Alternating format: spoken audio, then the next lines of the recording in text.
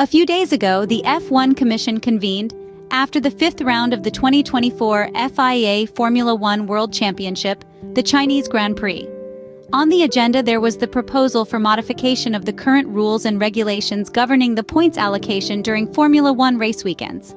Over the past few decades, the system has been amended several times, expanding the positions eligible for earning valuable points and increasing the quantity in a system quite similar to what can be seen in MotoGP. Once upon a time, achieving a points finish was truly a remarkable feat, as points were only awarded to the top 6 finishers, with no additional point for setting the fastest lap of the race. We are talking about an era where even crossing the finish line was a real accomplishment.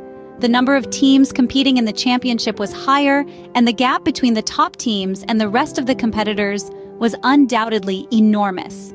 Modern Formula One is practically a closed competition. Any expression of interest from new parties is seen as a threat to the current teams taking part in the series, an unwanted danger that risks undermining the economic balance achieved by the current 10 teams in terms of distribution of the substantial revenues guaranteed by the Formula One management. The reliability of the cars has reached levels similar to the ones encountered in the endurance categories, up to the point where technical failures have become very rare, even for the teams at the back of the grid. In addition to this, despite the performance level being quite varied among the grid, it is rare for a single-seater to be lapped one or more times by the race leader at the end of the Grand Prix. In this context, awarding points to a greater number of cars and therefore drivers that finish the race is practically an anachronistic exercise. It has been proposed, in fact, to award points up to the 12th position, considering the 20 cars entered in the championship.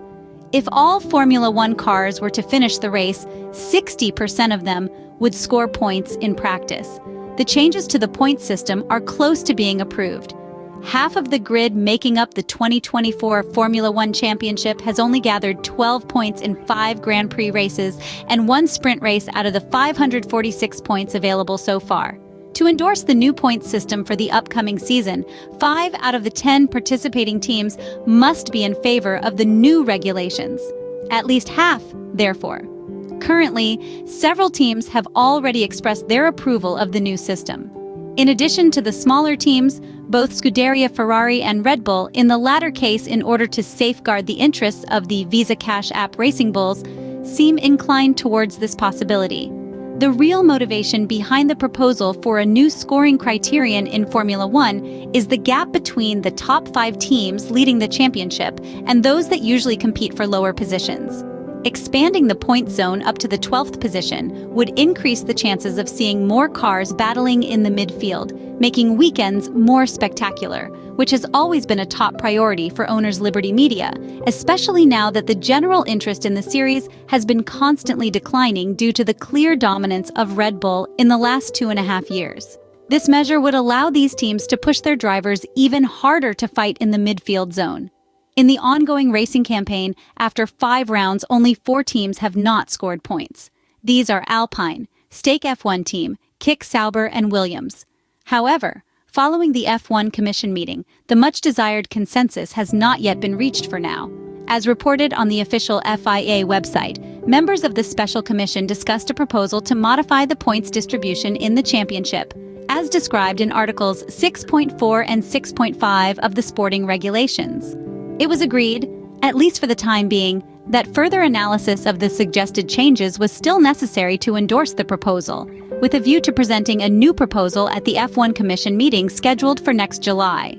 Several smaller outfits were in favor of the change when quizzed at last weekend's Chinese Grand Prix, while Red Bull's Christian Horner and Ferrari's Fred Vasseur also appeared to support the motion, or at least be impartial to it, as the proposal doesn't affect the top teams.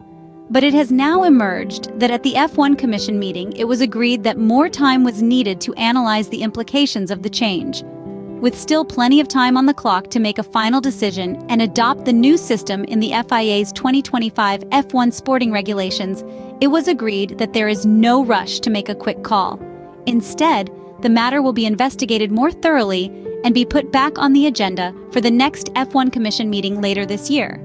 The idea to expand the point system was put back on the agenda as a result of F1's competitive pecking order in 2024, which has seen a chasm between the top and bottom 5 outfits. Barring incidents or very rare reliability issues, the top 5 teams, Red Bull, Ferrari, McLaren, Mercedes, and Aston Martin, are set to swoop up most of the points on offer this year. That means the rest of the grid is fighting over scraps, and midfield teams aren't rewarded for beating their direct rivals unless they manage to breach the top 10. Alpine driver Esteban Ocon recently said the change would be a plaster on a big cut, as it helps midfield teams score points. But in fact, it does nothing to address the rather big disparity between the two halves of the Formula One grid. In an official statement, the FIA has therefore confirmed that the points tweak would be revisited again at the next meeting.